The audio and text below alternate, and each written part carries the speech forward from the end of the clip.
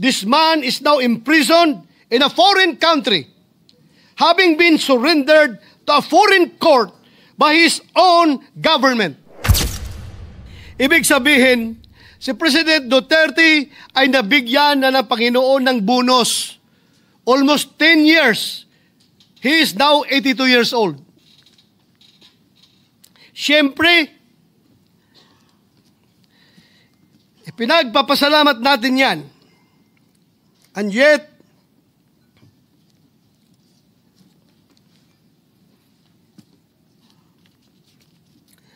if we accept the fact that he may not have long. Yan, napaiyak na si Senator Bato. Umiyak yan. I hope with all my heart that he leaves this world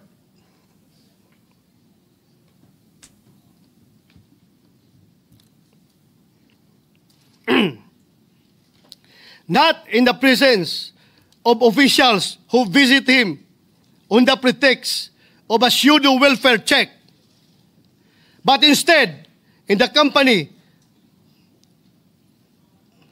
of the people he loves. Okay, magandang gabi po sa ating lahat at magre-react po tayo dito sa nangyari na itong si Vice President Inday Sara Duterte ay medyo naalarma dito sa kalagayan ngayon ni former President Duterte. Kasi po may di umano ang administrasyong Marcos ay meron raw welfare check na nangyari sa The Hague, which is nakakaalarma on the side ni VP Sara kasi po hindi po sila humihingi ng permiso sa pamilya po ni former President Duterte, which is sila VP Sara or any members of the family. So yun po ang pag-uusapan natin kasi nagtataka po tayo, ano ba itong welfare check na ito?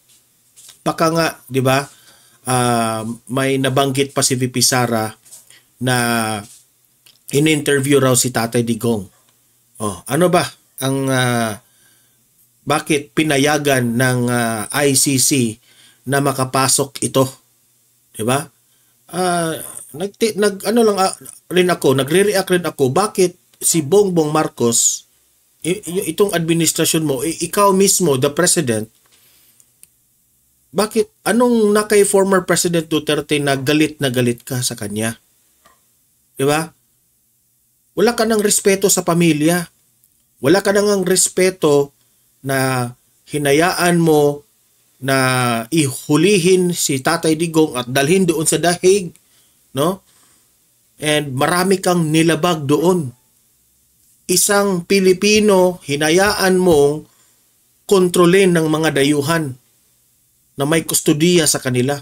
That's a big shame on the part of you. That's why maraming nagsasabi, you will never be loved by the Filipino people. Tandaan mo yan, Marcos.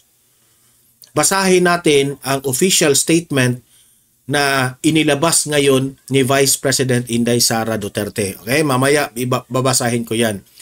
At dahil dito sa nangyaring ito, ay si Senator Bato de la Rosa raises concern and alarm over Duterte's welfare check in The Hague.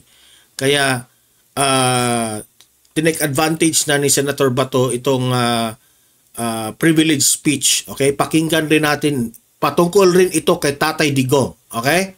Mamaya magre-react tayo dyan. Okay? Pag-usapan rin natin itong update patungkol kay Zaldico na freeze order sa halos 5 billion na halaga ng air assets ni Zaldico. Yan ang hinihingi ngayon ng AMLC. Okay? Pero bago ang lahat, bago natin ito pag-uusapan lahat, help me po muna na i-like at saka i-share itong video na ito para guys, kakalat ito sa taong bayan. Okay? Sabay-sabay muna tayong mag-like and share sa Donmar TV. Itong video na ito, like and share. 1, 2, 3, go! Okay, naka-like and share na ba lahat? And also guys, sa mga bago pa lang dito sa aking channel, mag-subscribe na po kayo para lagi kayong updated sa ating mga balita. And at the same time, yung mga cellphone ninyo, ma-notify yan kung meron tayong breaking news, bagong uploads, o kung nagla-live ang ating channel. Ma-notify kayo lahat dyan. Kaya mahalaga po na mag-subscribe tayo sa Donmar TV. 1, 2, 3, go! Ayan, nakasubscribe na ba lahat? Itong si Zaldico ay marami ng mga balita na ito ay pumunta raw sa Singapore, nakita doon sa Hawaii, nakita doon sa kung ano-anong mga lugar ang nakita na ibinalita ng mga nasa Facebook, no? Sinubaybayan siya. So that only shows na parang iniiwasan talaga ni Zaldico itong issue na sa Pilipinas. Bakit hindi niya kayang harapin ito? Galit ang taong bayan sa kanya. Bakit hindi niya kaya? Yan ang pinakamalaking tanong ngayon ng taong bayan. Ikaw kung malinis ka, harapin mo. You talk to the media. Hindi mo magawa-gawa yan? May pa-sheminet ka pa ni VP Sara dati? Di ba? Tapos nasaan ka na ngayon? Etong si Martin Romualdez, nag-step down ka nga bilang House Speaker. Pero never naming narinig na ikaw ay nagpa-interview ng media. Depensahan nyo ang sarili ninyo. Alam mo Martin Romualdez, yung pangarap mo na maging presidente, wala ka na. Ang layo na, galit na ang taong bayan. Yan ang napala ninyo. Tingnan nyo ngayon, itong House of Representatives na sila yung very aggressive na imbestigahan itong si VP Sara sa kanyang confidential funds, sila ngayon ang nakarma. Nasaan na kayo Suarez? Nasaan na kayo Dong Gonzales ngayon? Ipagtanggol nyo ang inyong House Speaker ninyo. Ipagtanggol nyo si Zaldico ngayon. Di ba? Hindi nyo kaya. Tapos, dito naman sa Senado, nakakagalit rin ng mga taong bayan itong style nitong Senate President Soto. Kasi mayabang itong si Soto at si Lacson eh. Ano sila? Lagi silang binibira ni Senator Marcoleta patungkol po sa batas. Wala silang wala silang ikaribatal. Wala. Kasi itong dalawang ito, mayabang yan si Soto at si Ping Lacson. Kasi sa tingin siguro nila, matagal na sila sa Senado at nung panahon ay senador pa sila doon. Nung wala pa si Marcoleta, they are untouchable, no? Parang kaya nila lahat makipagdebate. Pero ngayon, nakahanap na sila ng katapat nila na lagi silang binubuking na hindi sila na sometimes they are so biased and ipinamukha lagi ni Senator Marcoleta na batas ang ipaiiral natin. Lagi silang napahiya. Every hearing napahiya talaga sila. Tingnan nyo itong si Remulla. Napahiya. Tingnan nyo, itong mga Tulfo, kung laging kayong mayabang dyan sa Senado, isa rin kayong mapahiya kay Marcoleta.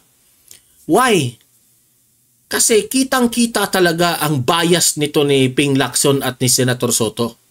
Bakit ko nasabing bias? Tama talaga yung sinabi ni Senator Marcoleta. Kinokonek-konek ko na lahat eh. Sabi ko, bakit si Bryce ngayon ang focus of attention sa investigation? Na ang unang nagsabi na nabanggit ang Diskaya, na binanggit ng Diskaya ang Zaldico at Martin Romualdez. Alam niyo ba kung bakit? Inanalyze ko ito eh. Kasi kung si Bryce lang o itong si Alcantara, kung dyan lang umiikot ang investigasyon, hanggang Zaldico lang yan. Pero natatakot sila dito na kapag umiikot ngayon ang investigasyon ng mga Diskaya, itong si Alcantara at si Bryce, maliit lang ito compare dito sa mga Diskaya. Yung si Diskaya at itong si Bryce, most of their projects ay nandyan po sa Luzon, dyan sa Bulacan. Itong mga Diskaya, I am not so sure, pero meron raw sa Mindanao, meron rin sa Luzon at sa Visayas. In particular, binuking ngayon ni Chavez Singson na itong mga Diskaya, yun rin ang kontraktor dyan sa lugar ni Bongbong Marcos. Diyan kontraktor rin sa balwarte ng mga Marcos. Kaya ba ayaw nyo umiikot ang investigasyon dito sa mga Diskaya kasi takot kayo na makonect ito sa mga Romualdez at patungo ito ng Presidenteng Marcos? Soto at Ping Lacson? Natatanong lang ang taong bayan Kasi ang gusto ni Marcoleta dapat equal treatment from the Diskaya and itong si Bryce at sa Alcantara. Bakit? Halos nga hindi ninyo bigyan ng witness protection program, may kung hindi kayo talaga binusisi ni Marcoleta, halos itsapuera nyo itong mga Diskaya Di ba? Anong na kay Diskaya? Bakit halos pinagtatakpan nyo yan ng mga questions? Takot kayo na mabanggit ang Pangulong Marcos? Senator Soto? Are we really for the truth? Booking kay kahapon, booking siya kay Alan Peter Cayetano. Kapag si Martin Romualdez na ang ipasasangkot, more evidence. Pero kung sina Zaldico at yung mga small fish, okay lang. Booking siya doon Kaya, kayong taong bayan, manawagan kayo na talagang i-investigate yan ang Diskaya. Let Diskaya tell the truth.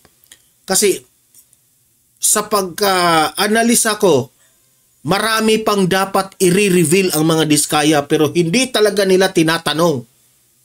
Yan ang katotohanan. Buti na lang, ito na ngayon ang ginagawa nila kay Congressman Zaldico. Ito, panoorin natin itong balita. Balikan natin ang live report ni Benedict Samson kaugnay sa mahigit 5 billion pesos na halaga ng air assets ni... Imagine that one. Air asset ni Zaldico, 5 billion. Sobrang laki niyan. Meron siya mga jet, meron siya mga helicopter. Hindi ka ba nahihiya dyan? Sumasakay ka dyan sa mga sa mga sasakyan mong yan? Tapos, dapat mong ipaliwanag yan ng taong bayan. Bakit meron kang ganyan? Hindi mo na tayo mag-aakusa sa kanya, Nagtatanong tayo. Ano ba ang negosyo mo, Zaldico, na meron kang ganyan na mga air assets? Bakit kailangan mo ng mga chopper at mga jet? Ano yan? Pinarerentahan mo? Diba? Sobra-sobrang kayamanan yan. Tapos ang mga Pilipino, hirap, walang kain, namamatay kay merong mga sakit nilang, hindi na sila makapagbayad ng hospital. Tapos ikaw lang, palipad-lipad ka lang sa jet at sa mga chopper mo. 5 billion? Ako, Bicol Party List Representative Zaldico.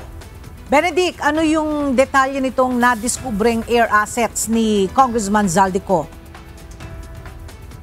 Magandang umaga, Ella. Nasa 5 bilyong pisong halaga nga ng air asset na iniuugnay umano kay Ako Bicol Party List Representative Zaldico ang isusumite ng Department of Public Works and Highways sa Anti-Money Laundering Council.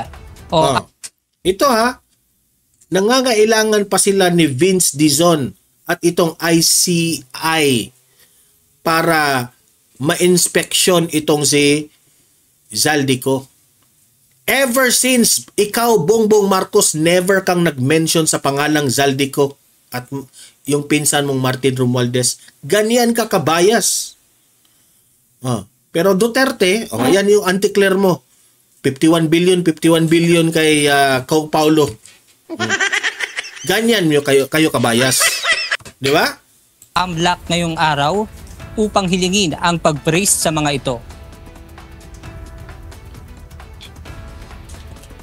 Sa ipinresenta ni Public Works and Highway Secretary Vince Dizon, base sa dokumento na ipinasa sa kanila ng... Ayan, yung nasa likod ni Vince Dizon na naka-project yung anong tawag dyan? Yung lead wall. Yan po ang mga assets ni Zaldico. Civil Aviation Authority of the Philippines o CAAP, 2 Augusta Westland AW1398 helicopter na worth $16 million kada isa. Isang Gulfstream 350 na eroplano na may halagang $36 million. Dalawang Bell 407 helicopter na tig $3 million at Bell 206B3 helicopter na aabot naman sa $650,000 na batay sa dokumento ay pabamig. Million lang yung sinabi ha, pero baka nakalimutan nyo. In dollars po ito. 36 million. Hindi po pesos, dollars po ito ha. Imagine gaano kalaki ang pera nitong si Zaldico. Ari ng Misibis Aviation and Development Corporation kung saan umano co-chairman ang kongresista. Mayroon ding air asset ang High Tone Construction Development Corporation kung saan iniugnay din si Congressman Ko. Ayon kay DPWH Secretary Vince Dizon, bukod sa AMLAC ay ipapasa rin nila ang mga detalye ng air asset sa Department of Justice at Independent Commission on Infrastructure o ICI. Booking ka ngayon ha? Zaldico, booking ka dito sa kayamanan mo ngayon. Tapos pa shemenet ka pa kay VP Sara ha? Pinaghahamon mo pa si VP Sara dati na sabi mo, ipaliwanag niya yung confidential funds na million. Yan. Ganyan kayo. Ngayon, ikaw ang isyemenet ngayon ng taong bayan. Sige nga. Ikaw ang isyemenet namin ngayon. Zaldico. Ikaw ang tatanungin namin saan galing, ipaliwanag mo ito lahat ng pera mo. I've already informed Secretary Remulla that these air assets have already been submitted to us by CAAP.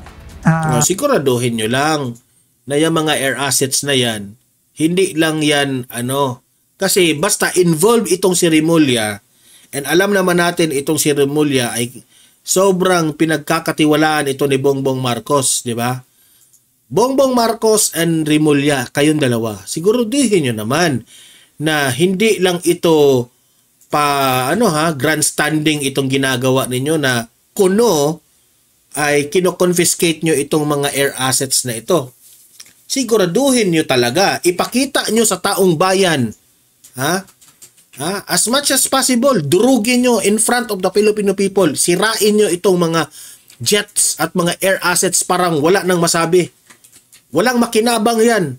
O kung meron man, gawin ninyo itong ipakita nyo sa taong bayan na kapag ini-embargo nyo yung mga assets na yan, gawin yung government facility yan, government use.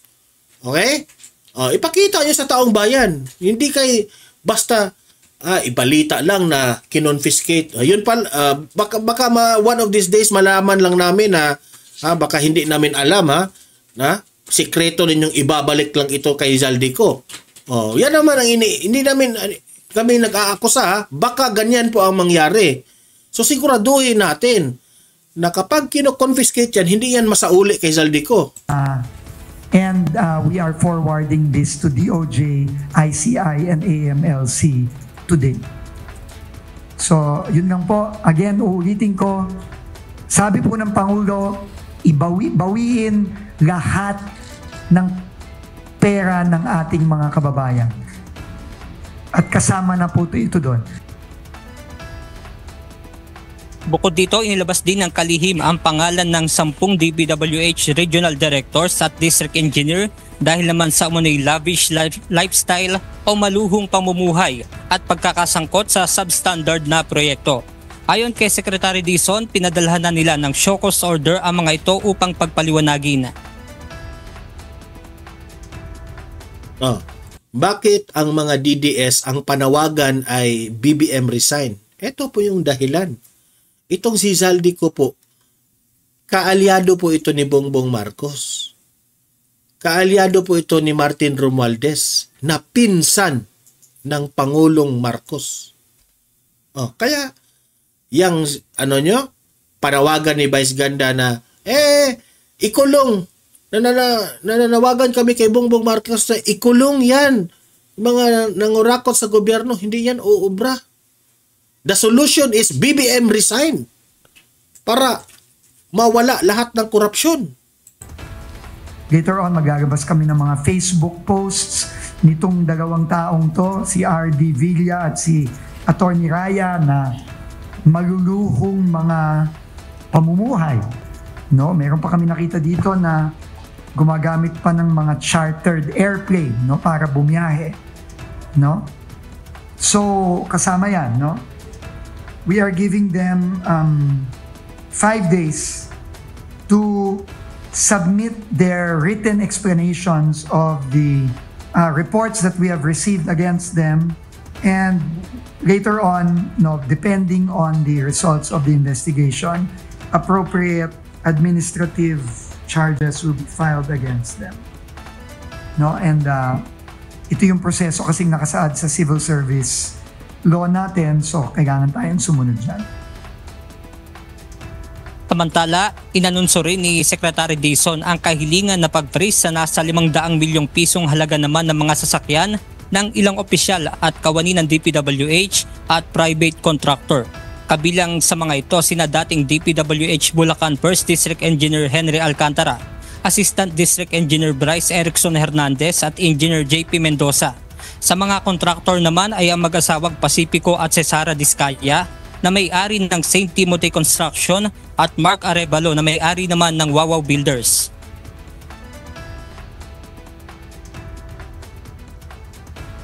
Nagre-request na rin tayo ng freezing. Ibig sabihin ito, hindi pwedeng ibenta. At kung merong mga kababayan tayo na nakikipag-transaction dito at gustong bumili ng mga sasakyan na ito, dito sa mga taong ito, magdalawang isip na po kayo kasi pati po kayo madadamay dito kapag binili nyo itong mga assets na ito, itong mga sasakyan na ito. So, yun po Yun po ang update dito kay Zaldico. Buti naman at isinapubliko nyo itong mga balita na ito. I-continue nyo ito ipakita nyo na itong mga air assets na ito ay hindi na ito maibabalik dito sa mga kawatan sa gobyerno. Okay? Punta tayo dito sa official statement ni VP Sara. Na-alarma kanina at na-shock lahat dito sa kalagayan ni former President Duterte doon sa The Hague. Ito, lakihan po natin para basahin nating lahat. Okay. Yan. Official statement of the Office of the Vice President. I have received disturbing information from Malacanang that a report about former President Rodrigo Roa Duterte was submitted to President Ferdinand Marcos Jr.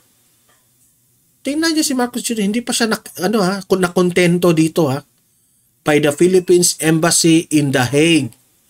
The officials entered. Imagine this one sino may inutusan ba ito ni Bongbong Marcos?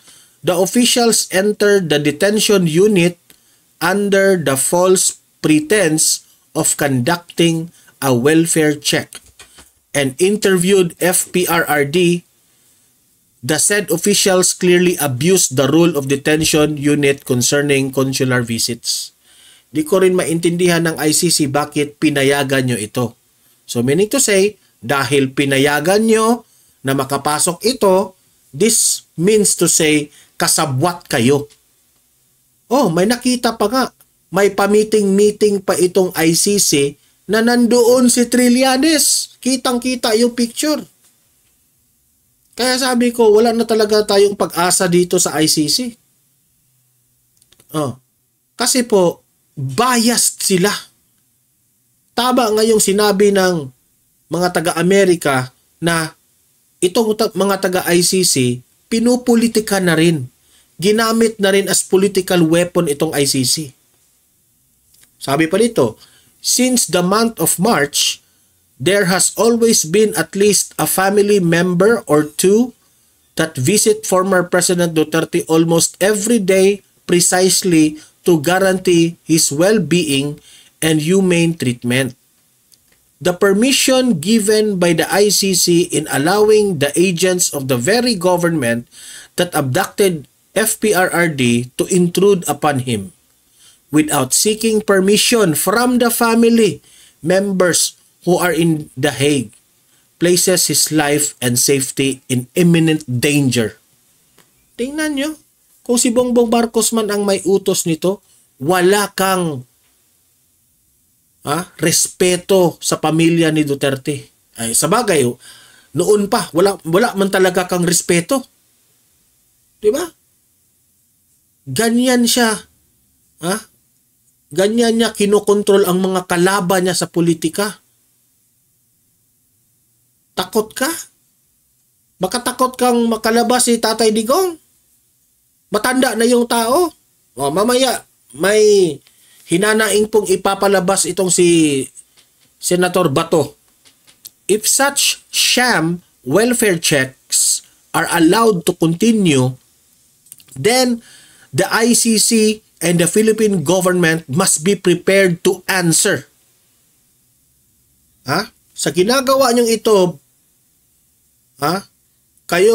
itong government ni Marcos, itong si Marcos, traidor, fully and directly for any harm that comes to former President Duterte, including, should the worst happen, his death in custody as a direct result of these intrusions, the false pretense of conducting a welfare check, these are nothing but orders of the President Marcos disguised as consular functions, and we strongly object to such visits. FPRRD does not need you, Bongbong Marcos. Our family will take care of him. Ako na lang yung nag-interpret doon FPRRD does not need you, Bongbong Marcos. Kung ikaw man ang nag-utos dito, Bongbong Marcos, nakakahiya ka. Sobrang nakakahiya ka. President Marcos should know that we have several overseas Filipino around the world detained, distressed, abandoned, or neglected, who have not had the benefit of a single welfare check from the Philippine government. They need you, but you have failed them. We Filipinos deserve better. Zara Z. Duterte, Vice President of the Philippines. Maraming mga na-abandon, maraming mga distress, mga detain, mga neglected, hindi mo binigyan ng welfare check. Tapos ngayon, si Duterte, disguise pa kayong nag-welfare check kayo. This is alarming and nakakabahala po ito sa kalagayan po ni Tatay Digong. Sa totoo lang. Ito po ang privilege speech ni Senator Bato de la Rosa patungkol po dito. Ito, pakinggan po natin. Mr. President, our dear colleague, Senator Ronald Bato de la Rosa, would like to avail of the privilege hour. May we recognize the good gentleman, Mr. President? Senator Ronald de la Rosa is recognized.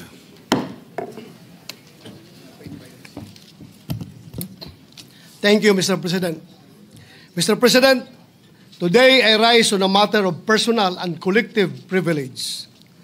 Last March 11, 2025, former President Rodrigo Duterte was allegedly kidnapped by international criminal police organization Interpol, with indispensable cooperation from our authorities. He was then handed over to the International Criminal Court. Counting from today, it has been more than 6 months since that fateful day. Halos 7 buwan na po mula noong araw na sa pilitang kinuha sa atin o kusang sinuko ng kasalukuyang administrasyon ang presidenteng mahal ng napakaraming Pilipino. Just this morning, I read a social media post on the official page of our Vice President Sara Duterte about alleged sham welfare checks conducted on former President Rodrigo Duterte. Let me quote her statement. I have received disturbing information from Malacanang that a report about former President Rodrigo Roa Duterte was submitted to President Ferdinand Marcos Jr. by the Philippine Embassy in The Hague. The officials entered the detention unit under the false pretense of conducting a welfare check and interviewed former President Rodrigo Roa Duterte. Welfare, Mr. President, checked by the very same ones who caused the former Philippine President, quiet, possibly the most well-loved Philippine President, to suffer in foreign jurisdiction.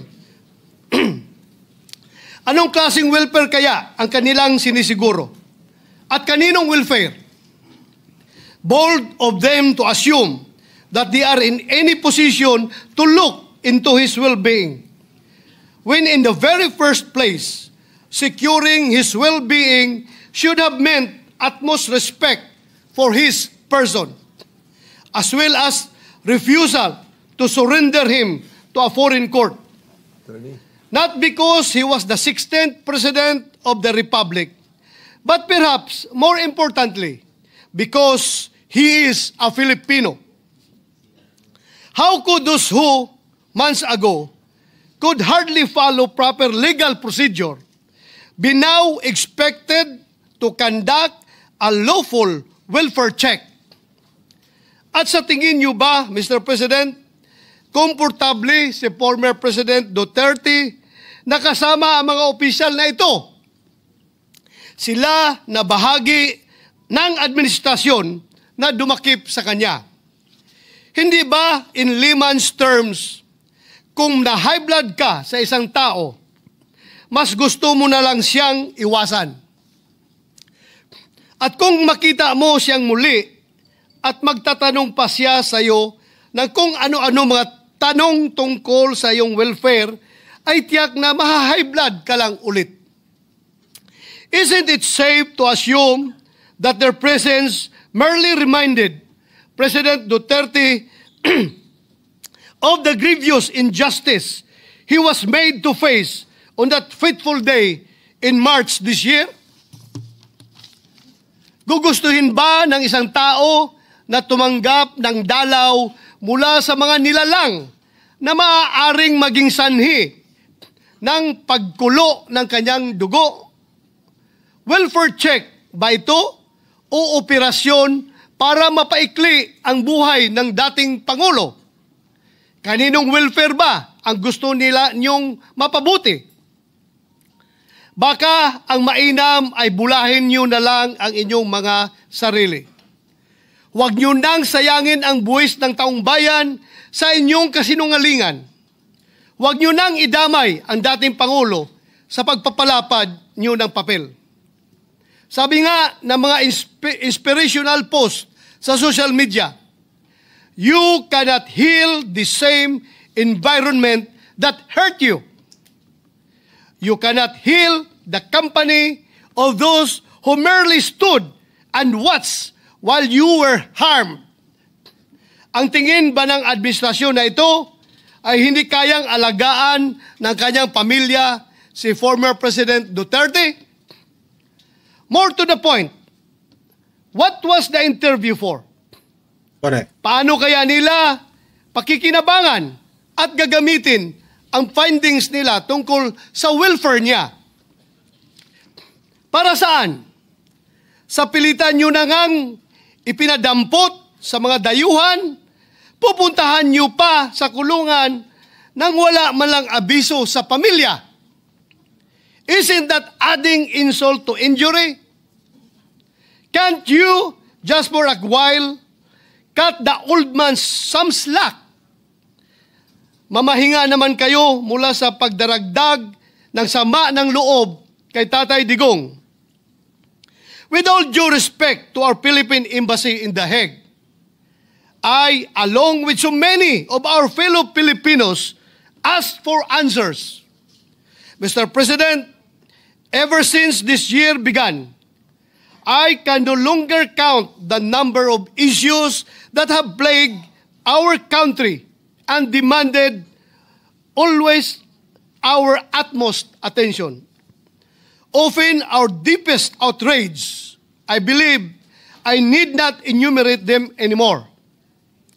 And just last week, Mr. President, we began our 100-day countdown to Christmas. Therefore, I would not take it against the ordinary Filipino if they happen to forget what happened on March 11, 2025. But I haven't forgotten. If PRRD to some, Tatay Digong to so many of us, and Mayor Rudy for me, is a man whose destiny clearly, unequivocally preceded him. Para sa isang mayor na nagdadrive ng taxi upang ikutin ang kanyang syudad at siguraduhing maayos at payapa ito, lalo na sa gabi. A man who faced the city's problems head-on rather than shy away from them or let his officials take the blows.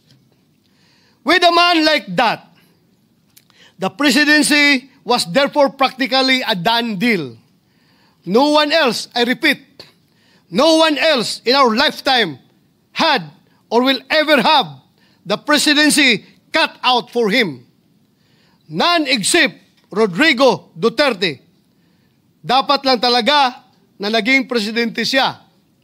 Imagine the preposterousness he must endure. This man is now imprisoned in a foreign country, having been surrendered to a foreign court by his own government. Those who hold him in custody, who cannot even correctly pronounce his name, are the same ones who now exercise jurisdiction and authority over him. Now being welfare checked by the officials of this administration who help ensure his imprisonment under those of a foreign tongue. Again, I say preposterous, Mr. President. Sabi ng mga eksperto, ang average life expectancy ng isang Filipino male sa taong 2024 ay 71. 71.79 years old. Mr. President, sa kasalukuyan, si President Duterte raw ay may deteriorating cognitive condition na, ayon sa kanyang legal team. Hindi na raw po fit to stand trial at butot balat na lang daw at hirap ng tumayo.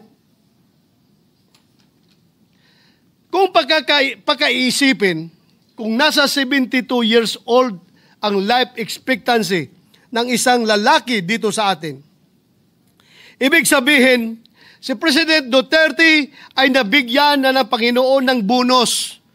Almost 10 years. He is now 82 years old. Siyempre,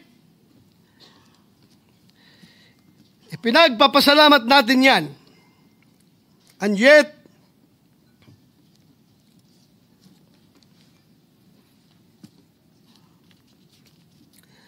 if we accept the fact that he may not have long, Yan, napaiyak na si Senator Bato. Umiyak yan. I hope with all my heart that he leaves this world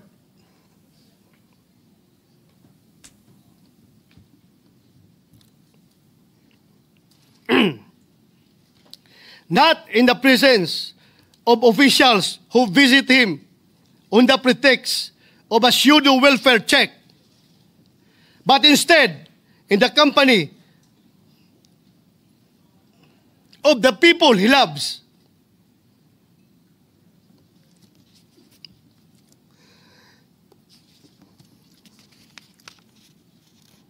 And who truly care for him. Since none of us here can even hope to match his patriotism, let us at least strive to be half as nation-loving as he was. Tama naman si Bato eh. Walang kasing katulad si Tatay Digong ni isa dyan sa mga politiko dyan. Wala. As he still most certainly is. Kung gusto po natin magpakita ng malasakit sa ating dating Pangulong Duterte. Kung talagang gusto po natin masiguro na lagi siyang nasa mabuting kalagayan, ang nakikita ko pong isa sa mga solusyon ay masuportahan ng bulwagang ito ang kanyang interim release. Or more conservatively, let us at least take up proposed Senate Resolution number 18 or resolution expressing the sense of the Senate strongly urging the Philippine government to advocate before the International Criminal Court for the interim release of former President Rodrigo Roa Duterte in a form of house arrest arrangement in a residence in The Hague, the Netherlands. Hindi naman siguro kalabisan ang hiling na yan. Sa tingin ko ay hindi naman sobra. Lalo na't magpapasko na. I therefore urge this august body for proposed Senate Resolution number 18 to finally be included in our agenda. I am asking this not just as a senator, but as a Filipino. A Filipino who believes that one of the best, most patriotic among us who ever lived does not deserve to spend his remaining years in a foreign prison that does not even speak his language, much less feel like home. In the end, perhaps, this is the least that we can do in the name of all that he has done for this nation. Maraming salamat, Mr. President. Alam niyo, no? Tayo po'y nagpapasalamat kay Senator Bato de la Rosa na ni-raise niya ito sa Senado na tulungan po natin si former President Duterte na kahit man lang house arrest through the interim release na masuportahan po ng Senado. Yun lang panawagan ni Senator Bato. Para bang isukli na lang natin ito kay Tatay Digong sa lahat ng nagawa niya sa bansang Pilipinas. Hindi niya deserve ang ganyang treatment. But dahil sa away politika na itong walang respetong si Bongbong Marcos, ganyan na po ang nangyayari ngayon kay Tatay Digong. Okay? So ano ang masasabi nyo?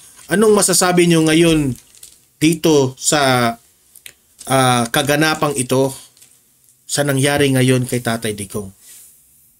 Anong masasabi nyo dito kay Bongbong Marcos? Siya ang pasimuno nito. Mag-comment, mag-react. Babasahin natin ang inyong mga reaksyon, yung inyong mga argumento sa comment section at usap-usap tayo doon. Okay? Paki-like, paki-share itong video na ito para guys marami po ang makapanood at makarinig sa mga nangyayari ngayon sa ating lipunan, and sa mga bago lang dito sa aking channel dito sa Don Mar TV, mag-subscribe na po kayo kasi libre lang po ang mag-subscribe, walang bayad yan. At the same time, updated pa kayo sa ating mga balita. Okay? See you in my next video. Have a great day. Have a great night. God bless po sa ating lahat.